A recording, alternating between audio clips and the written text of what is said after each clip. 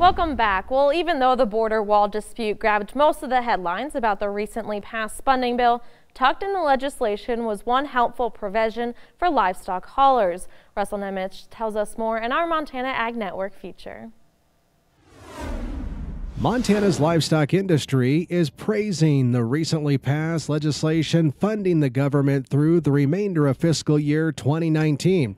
Because included in the new spending bill is a delay of enforcing electronic logging device rules for livestock haulers until September 30th. But those in the livestock industry say it's a short-term fix that needs a permanent solution, and for good reason. We're dealing with a perishable product versus a non-perishable product.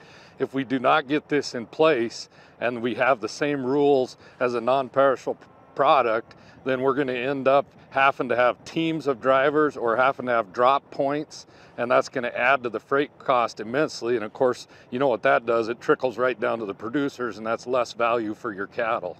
Montana U.S. Senator John Tester agrees and says the permanent exemption can happen one of two ways, either working with the Department of Transportation on new rules or through an act of Congress. We'll be pushing for a congressional solution to this moving forward, and I think that's entirely possible, but at the very least we should be able to get the Department of Transportation to get a rule that works for the livestock haulers and keeps our roads safe. And the livestock industry says the restrictive hours of service rules must also be included in the final rules. The biggest frustration, and it's a little bit of a frustration here at the auctions, but it's a bigger frustration for like the video cattle that deliver in the country, because as you well know, there could be 5-6 hours of sitting time, which they call part of the workday, that takes away from your drive time. So we've got to extend that work day and also extend that drive time, because it's really going to affect these cattle that are sold in the country,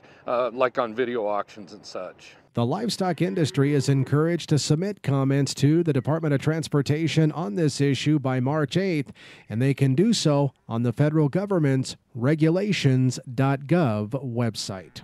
In Billings, Russell Nemitz, MTN News. Well, this week under